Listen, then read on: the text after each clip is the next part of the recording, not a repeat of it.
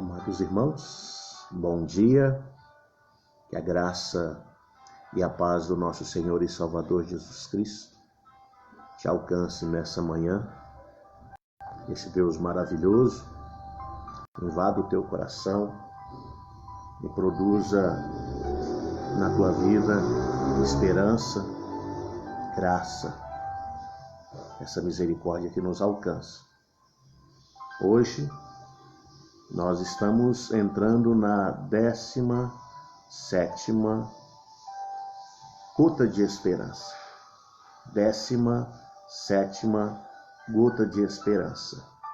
Nosso objetivo é levar até você, até o teu lar, até a tua casa, 21 gotas de esperança. Essas 21 gotas de esperança fazem parte de uma série de mensagens do qual o meu objetivo é, a partir dela, levando meditações do Salmo 1 até o Salmo 21, Gênesis, capítulo 1, até do verso 1, capítulo 1 até o capítulo 21 do livro de Gênesis. O objetivo é escrever o meu livro, a minha dissertação, Gotas de Esperança. Eu sei que Deus ele está preparando tudo para que nós possamos atingir esse nosso objetivo. Nessa manhã, olhando o cenário nacional, observando os acontecimentos, de fato, a nossa nação, o nosso Brasil, está precisando de esperança. São muitos os profetas do caos. E nós precisamos, em meio ao caos, em meio a essa problemática toda, trazer gotas de esperança para que os corações se acalmem e mantenham a sua fé e a sua confiança em Deus. Bom dia, irmã Beatriz, bom dia, Thaís, que bênção, bom dia, Jaime. Deus é maravilhoso, Deus é maravilhoso. E nós, para a meditação de hoje, no 17ª gota de esperança, nós queremos trazer o tema Aguardo com esperança. Aguardo com esperança. E o texto está no Salmo capítulo 5, Salmos capítulo 5, do verso 1 ao verso 3. E nós faremos análise dos 3 versículos em 3 pontos. E gostaria de compartilhar com você essa manhã. Oh, meu querido Caio, Deus te abençoe, Deus é maravilhoso, meu irmão. Aleluia. E para essa meditação bíblica eu escolhi a Nova Versão Internacional. É uma atualização da Escritura, uma contemporaneidade do seu significado, e vai trazer até o nosso coração esse despertamento, essa possibilidade de equilibrar o nosso interior em meio a toda essa crise. A Igreja Evangélica Brasileira, ela está vivendo um momento ímpar na história. As pressões, as dificuldades, elas têm batido à porta. São dificuldades financeiras, de uma forma gritante. São dificuldades emocionais, de uma forma pesada. São dificuldades interiores. Os cristãos, às vezes, não conseguem equilibrar o seu comportamento mediante tanta pressão, tanto da parte midiática, televisiva, como da parte financeira. Muitos estão perdendo seus empregos.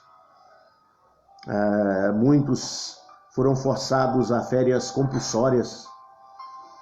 Então, o estado de calamidade ele não somente é uma decretação do Estado, mas ele também é um estado das coisas. Dessa forma, nós cristãos, logo na primeira pressão, nós fomos para os joelhos, fomos para o secreto. E a Igreja Evangélica Brasileira, ela tem estado voltada, conectada com Deus de uma forma qual nunca antes, contando-se dentro dessa massa cristã no Brasil, tanto evangélicos como católicos, há uma busca, desse Deus maravilhoso, entendimento de todos nós. Isso fica claro para nós, O entendimento nosso é de que estamos vivendo um deserto. Estamos vivendo um momento de pressão extrema. Os relatos dos pensadores é que vivemos uma guerra. Tanto uma guerra de informação, uma guerra de posicionamentos, uma trincheira pesada em relação à fome, em relação à carga viral, tanto no campo da biologia, no campo da ciência exata, mas também no campo das estatísticas,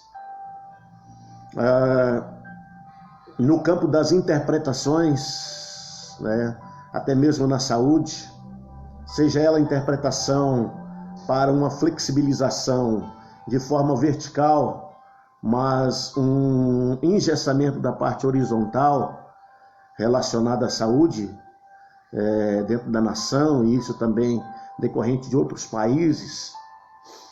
Nós vivemos um estado difícil. Nós cristãos, eu imagino os pastores de igreja de pequeno porte, eu imagino os pastores em que vivem financeiramente apertado devido aos altos aluguéis e às receitas muito pequenas. Eu percebo que com o perpassar dos dias e dos meses, como a gente observa muitas empresas, pequenos comércios, pequenos profissionais, num estado de demissão enorme, mas numa escassez financeira gritante, fechando as suas portas. Mas a igreja, que é um organismo vivo, e ela de fato não depende de quatro paredes para manifestar a sua fé, para manifestar a sua confiança em Deus, ela não depende de quatro paredes, porque a igreja é um organismo vivo, embora nas casas, mas ela se reúne, ela se conecta, Quando nós fizemos essa proposta no ano de 2017, de trazermos de uma forma clara o que de fato a Igreja Cristo Salva Ministério Vida Nova seria, qual seria a sua identidade, nós então, debaixo daquela ideia de igreja simples, sem complicação, mas dentro da ideia de termos uma identidade muito clara,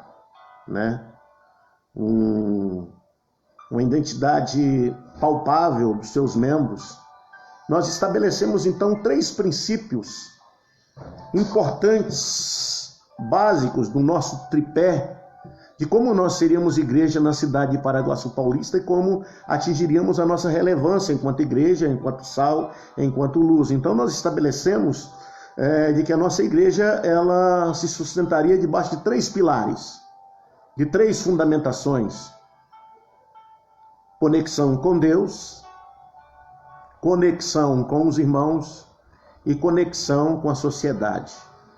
Essa ideia de se conectar tanto no vínculo do amor ágape, mas também no vínculo do amor filéu, Depois de experimentarmos, esse amor de Deus maravilhoso diante das dificuldades da qual nós enfrentávamos, e a igreja se restabeleceu e se reestruturou dentro desse tripé, e dessa forma nós temos tido maturidade suficiente para aprendermos a suportar os tempos de calamidade, os tempos de dificuldade, que fazem parte do nosso cotidiano. Dizer que vida cristã é mil maravilhas, é tudo maravilhoso, é intentar contra a verdade. Porque a vida cristã ela é lutada, ela é batalhada, a perseverança é necessária. Nós precisamos perseverar todos os dias, manter a nossa fé fincada em Jesus todos os dias, não importando com o passado, não nos importando com o futuro, mas vivendo o presente, sabendo que o passado tem sua relevância e sua importância, mas que o futuro pertence ao Senhor, e pela fé, com esperança, nós teremos um futuro melhor. Para tanto, nessa manhã, nós queremos levar essa 17ª gota de esperança, aguardando com esperança. E esse aguardar com esperança é o aguardar de forma lúcida, com uma visão ampliada e clara do que de fato é a nossa vida cristã, do que de fato é a nossa realidade diária nessa batalha e nessa guerra. E o Salmo número 5, ele vai trazer 3 elementos fortíssimos para essa nossa caminhada na esperança. O primeiro deles está no verso 1, e ambos ligados, todos eles ligados à oração, que é um dos pilares da igreja primitiva, dos 7 pilares descritos em Atos capítulo 2, o verso 42 ao 47, desses 7 fundamentos. A oração para nós é o fundamento importantíssimo. Claro que a oração e a palavra de Deus e a oração são pilares essenciais para a vida cristã e para a caminhada cristã. Mas, voltando para a oração novamente, esse foi o nosso primeiro tema, a nossa primeira gota de esperança. E hoje a gente entende que para guardar em esperança é para aguardar em oração, orar, agir. Oração. Nós precisamos manter esse nosso ser, esse ente que habita dentro de nós, que é o Espírito Santo, Esse ente que em nós habita, esse que clama, que fala com o nosso espírito que nós somos filhos de Deus. Esse ente que nos leva a essa conexão com o Pai todos os dias. E essa conexão é através da oração, é através da intimidade. Nós precisamos entender esse valor, o valor da oração. E de que nós aguardamos sim, e nós aguardamos com esperança. Dias melhores virão, essa tempestade vai passar, nós vamos chegar do outro lado desse deserto, nós vamos chegar nas águas.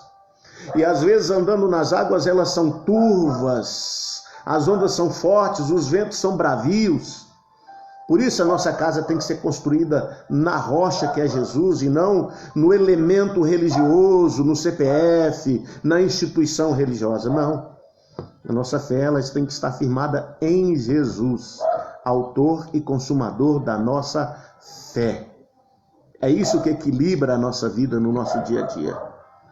E o Salmo 1, no seu verso 1, diz assim: escuta, Senhor, as minhas palavras e considera o meu gemido.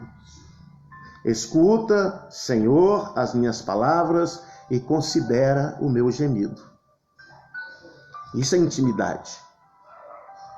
Isso é oração de fato. É aquele que a alma geme, que a alma pede por socorro, que a alma reconhece a sua pequenez, que a alma reconhece a sua incapacidade de viver sem Deus. Escuta, Senhor, as minhas palavras. Essa é a tônica da nossa vida cristã, da nossa vida diária. Escuta, Senhor, as minhas palavras. Atenta, considera o meu gemido. E Deus ouve, Deus atenta. Como a palavra dele diz, que os seus ouvidos não estão tapados para que não possa ouvir, Seus olhos não estão fechados para que não possa ver. Ele nos conhece. Ele sabe da nossa guerra. Ele sabe a guerra diária que nós temos. Ele conhece o seu gemido. Ele atenta para o seu gemido. Então, não se desespere. Não entregue os pontos. Não se desanime. Não se deixe levar pela circunstância. O Senhor ouve o seu gemido. Ele ouve a sua oração. Nós tanto cremos nisso, que é assim que nós vivemos no nosso dia a dia. Ontem, uma irmã compartilhou comigo um sonho, do qual ela sonhava que ela era anfitriã numa casa. E essa casa, ela estava toda preparada para um grande banquete. Ela disse que os pratos, os talheres, ela disse que na visão, no sonho dela, o sonho da madrugada dela, a festa estava toda ornamentada e havia pessoas, e ela anfitriã naquela casa. E aí ela dizia: olha, pastor, eu queria até que o senhor me ajudasse na interpretação desse sonho, porque esse sonho mexe muito comigo. E ela naquela casa, e as pessoas se servindo, e de repente chegou o prato principal. Ela disse que o prato principal era carregado por pessoas muito bem vestidas, como garçons, 2 homens, 2 mulheres, gravatinha borboleta, mulheres com avental de serviço, né, de alimento. Só que o que eles carregavam era um esquife. Um esquife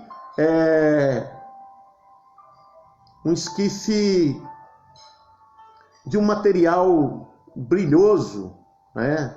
De inox, inoxidável, muito brilhoso. Aquele esquife. E dentro daquele esquife estava sendo servido o prato principal.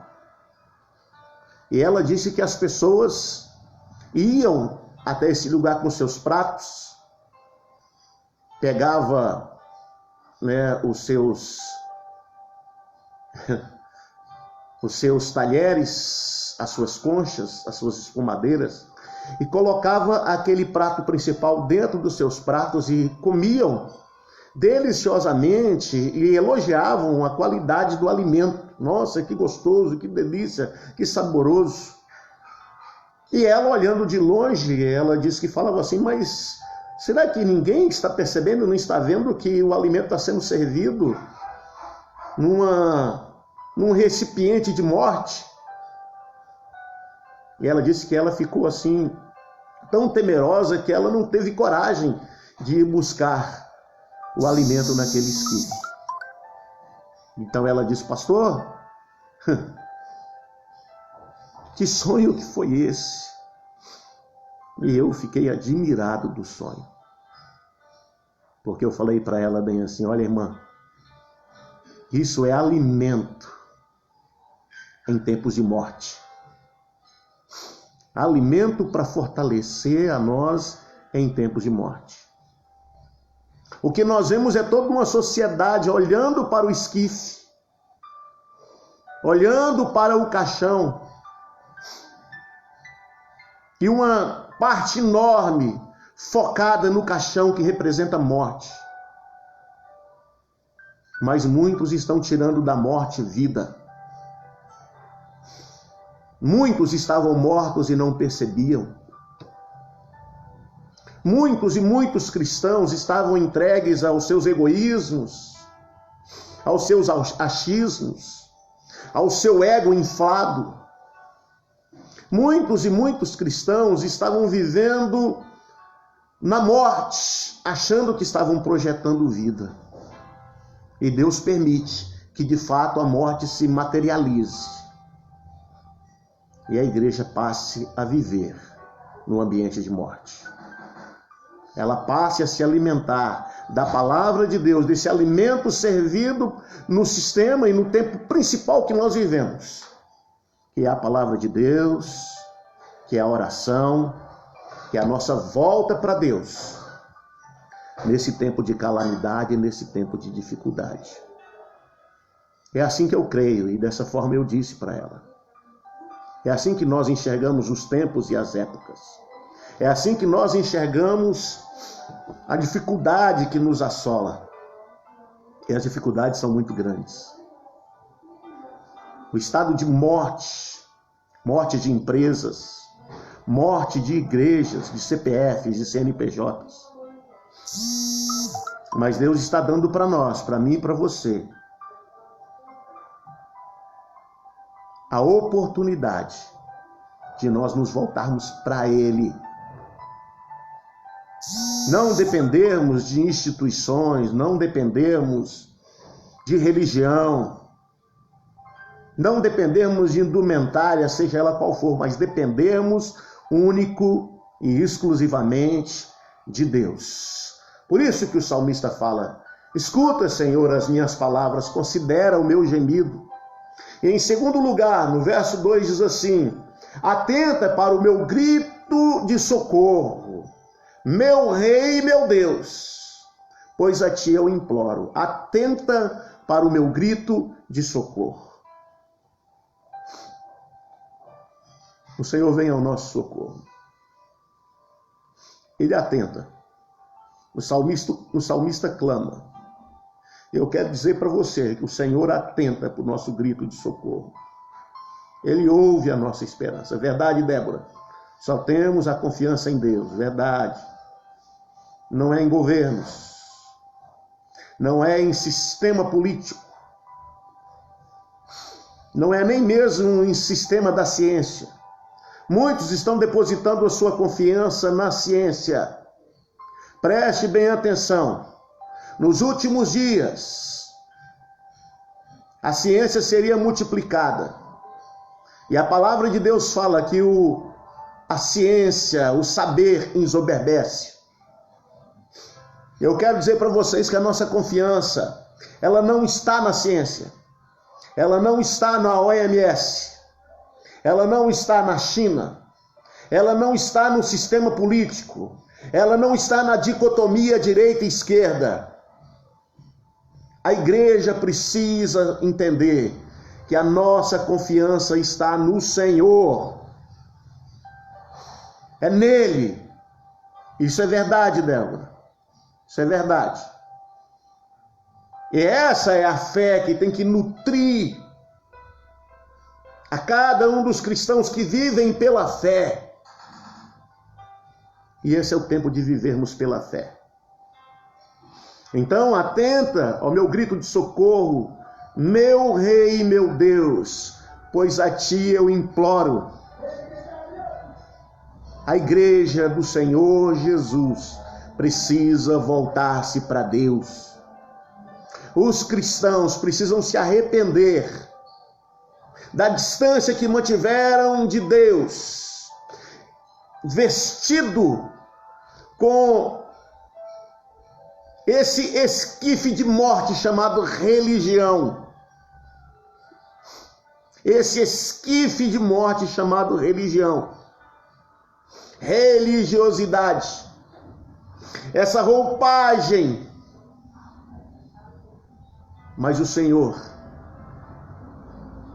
Ele tira força de onde não tem força. O Senhor multiplica as suas bênçãos sobre aquele que o invoca, sobre aquele que o busca. Então, se a sua dificuldade, a sua calamidade, o seu problema, a sua circunstância, situação de perda, a situação de morte que você está vivendo, de morte dos seus sonhos, de morte dos seus ideais, saiba, você vai tirar alimento, você vai tirar a vida da morte.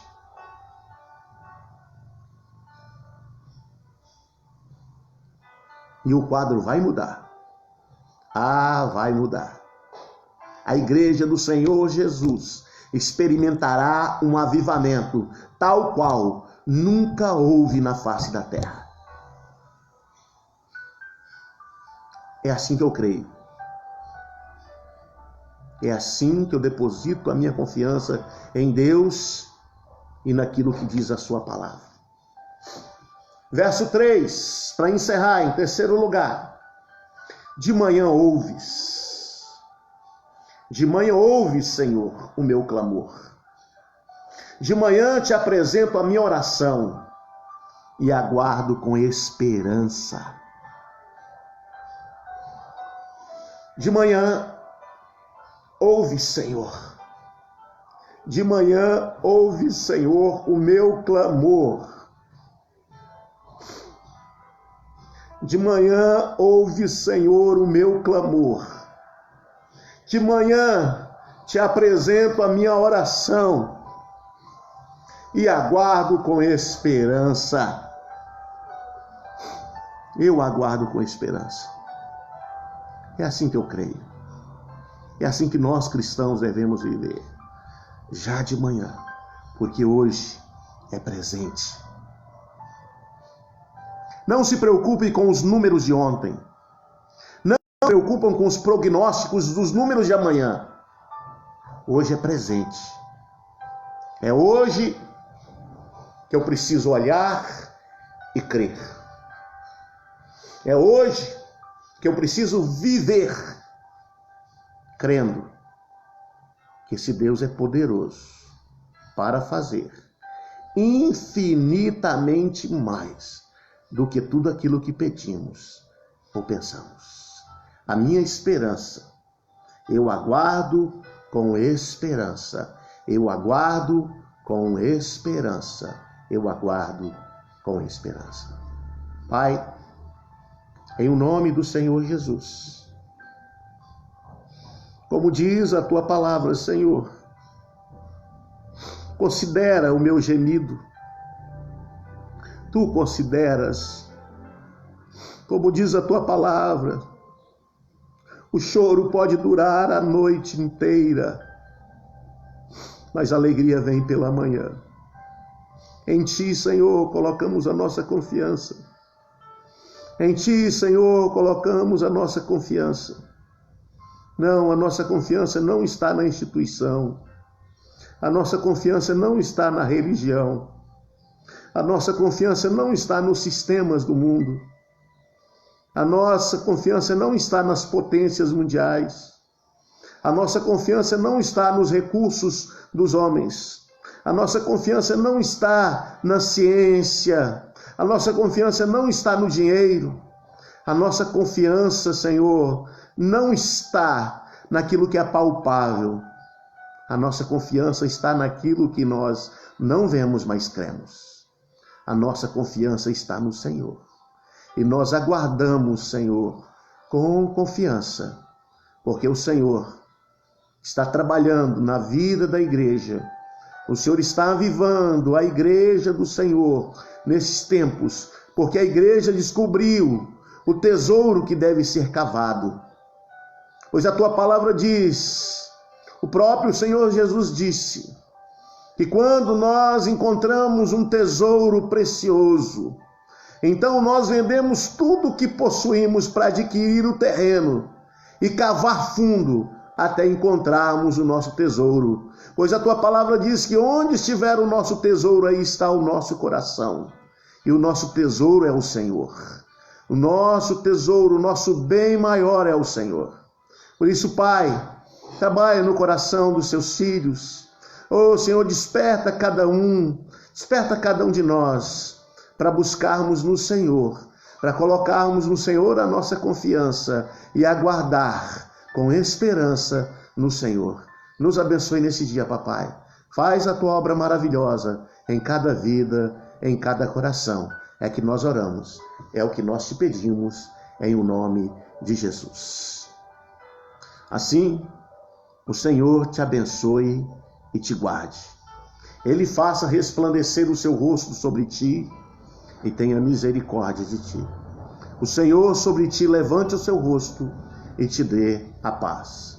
Que a graça do nosso Senhor e Salvador Jesus Cristo, o amor desse Deus, Pai Todo-Poderoso, e as doces e maravilhosas consolações do Espírito Santo seja sobre a sua vida, seja sobre a sua casa, seja sobre o seu lar, seja sobre a sua família, seja sobre os teus bens, em o nome do Senhor Jesus. Deus é maravilhoso. Glória a Jesus, irmã Beatriz. Glória a Deus, Débora. Aleluia. Oh, Thaís, Deus é maravilhoso. Deus é maravilhoso, Jaime. Deus é poderoso. Glórias a Deus. Glória a Jesus. Aleluia. Para encerrar, escuta, Senhor, as minhas palavras. Considera o meu gemido. Atenta para o meu grito de socorro, meu Rei e meu Deus, pois é a ti que imploro. De manhã ouve, Senhor, o meu clamor. De manhã te apresento a minha oração e aguardo com esperança. Aleluia. Deus é maravilhoso. Amanhã, permitindo Deus, 18ª gota de esperança. Shalom.